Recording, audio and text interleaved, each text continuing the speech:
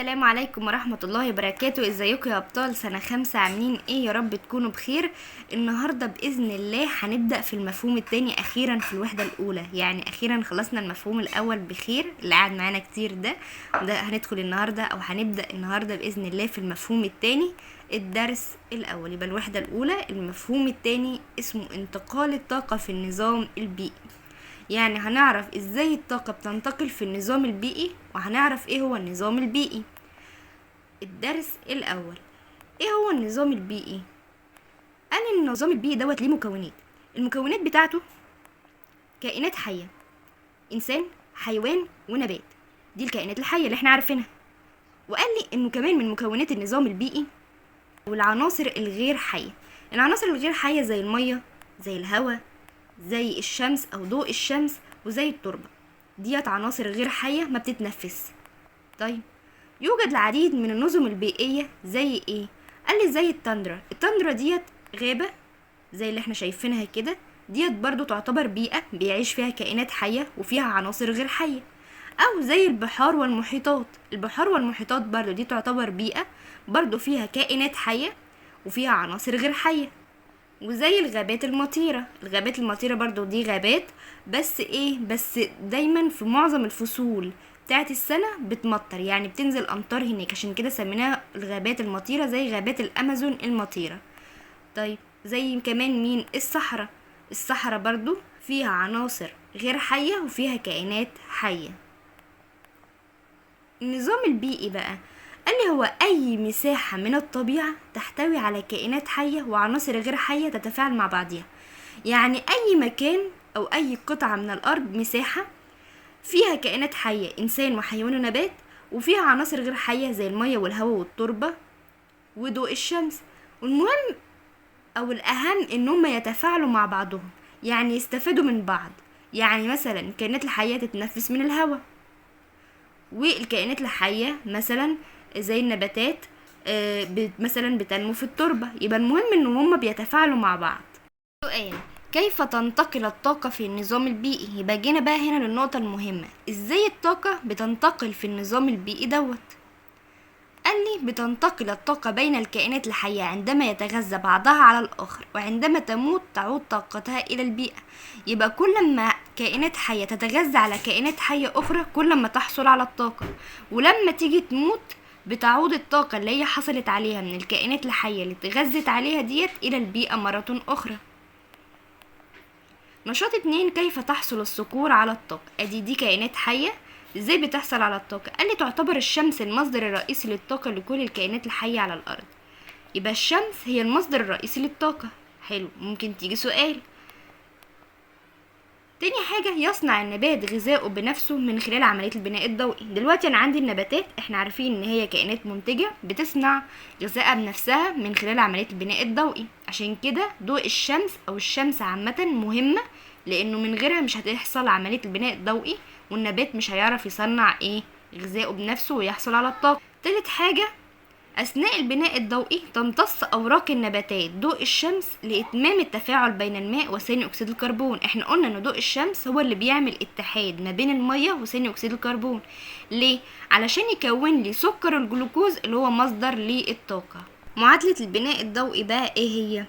اللي احنا قلناها في المفهوم الاول، المية بلس ثاني اكسيد الكربون في وجود ضوء الشمس عشان يعمل اتحاد ما بينهم، لان بناء الضوئي لازم ضوء الشمس. هيقوم يديني الجلوكوز اللي هو سكر الجلوكوز، والاكسجين والطاقة اللي هي اصلا النبات بيحصل عليها. رابع حاجة: تنتقل الطاقة بقى اللي هي نتجت في النواتج بتاعت عملية البناء الضوئي من النبات الى الحيوانات عن طريق التغذية. يعني ايه؟ يعني الحيوانات هتيجي تاكل النباتات، ولما تاكل النباتات الطاقة اللي هي النباتات عملتها لنفسها من عملية البناء الضوئي هتنتقل للحيوانات. يبقى التغذية هنا انه الحيوانات بتاكل النباتات. برضو مش فاهم؟ انا عندي نبات اهو، تمام، عمل عملية البناء الضوئي فطلع في النواتج عندي الاكسجين، ده خلاص تنفسه الانسان، والغذاء خلاص اللي هو بيدي الطاقة لمين؟ للنبات اللي هو الجلوكوز. يعني دلوقتي النبات عنده طاقة، ATP اللي هي الطاقة، ده الرمز بتاعها. دلوقتي جه حيوان اكل النبات دوت، يبقى الطاقة هتنتقل من النبات الى الحيوان. الملخص اللي احنا قلناه هنا ايه؟ انه الشمس هي المصدر الرئيسي للطاقة. ليه؟ لانه من غيرها ما يقدرش النبات يعمل عملية البناء الضوئي، ولما يعمل عملية البناء الضوئي في وجود المية وثاني اكسيد الكربون وضوء الشمس هينتج لي ايه؟ سكر الجلوكوز والاكسجين. الاكسجين ده خلاص هيتنفسه الكائنات الحية، سكر الجلوكوز ده اللي هيدي الطاقة للنبات، وبالتالي لما يجي ياكلوا الحيوانات تاكل النبات، يعني هتنتقل الاي تي بي اليهم من خلال التغذية او عن طريق التغذية، ان هم ياكلوها، يعني الحيوانات تاكل النباتات.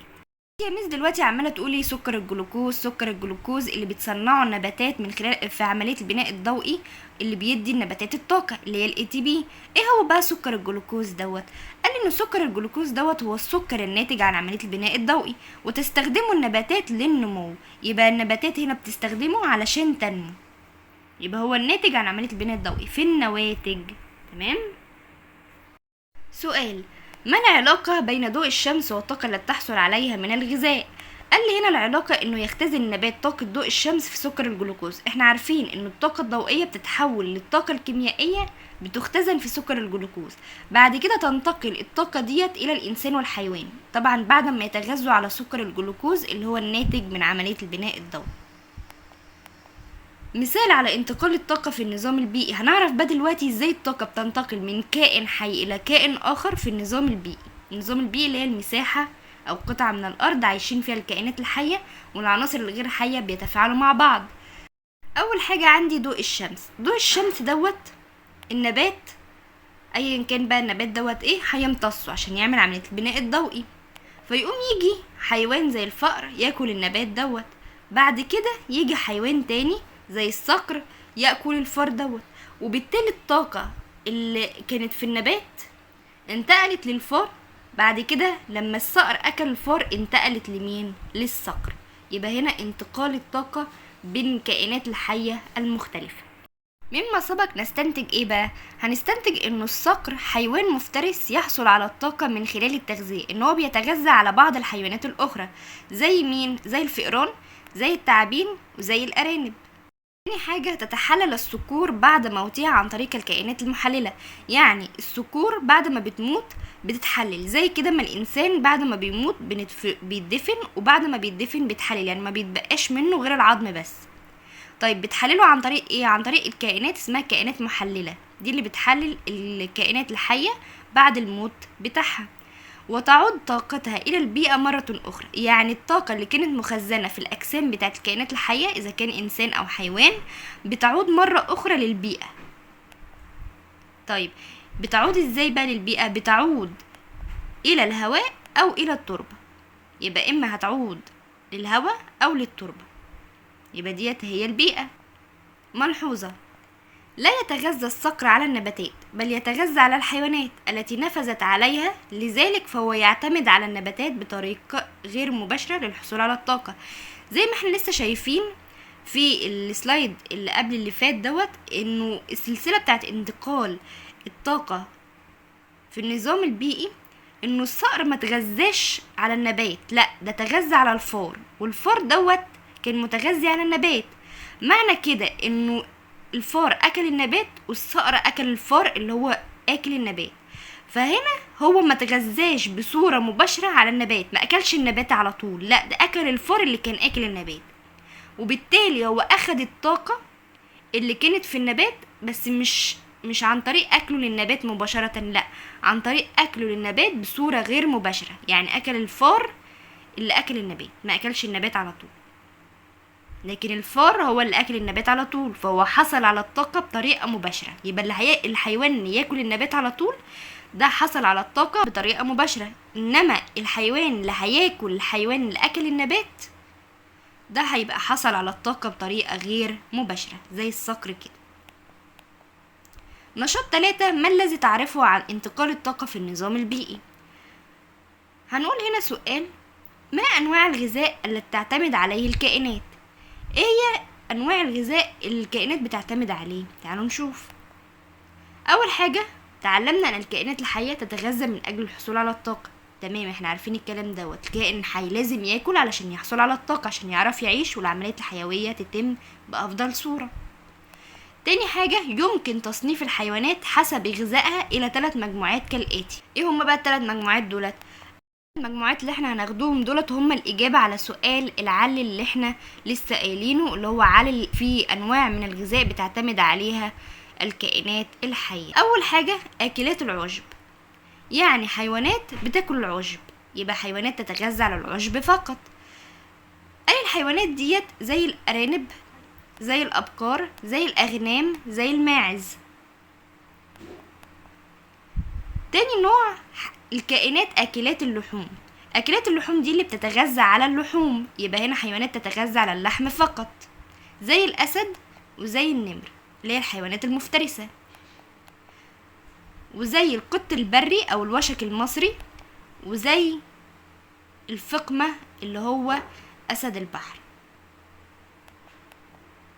تالت نوع أكلات العشب واللحوم معا، يعني اللي بتاكل العشب واللحم الاتنين مع بعض، يبقى دي هنا حيوانات تتغذى على العشب واللحوم معا، زي ايه؟ زي الدب، وزي الطيور عامة، وزي الثعلب، وزي الفأر.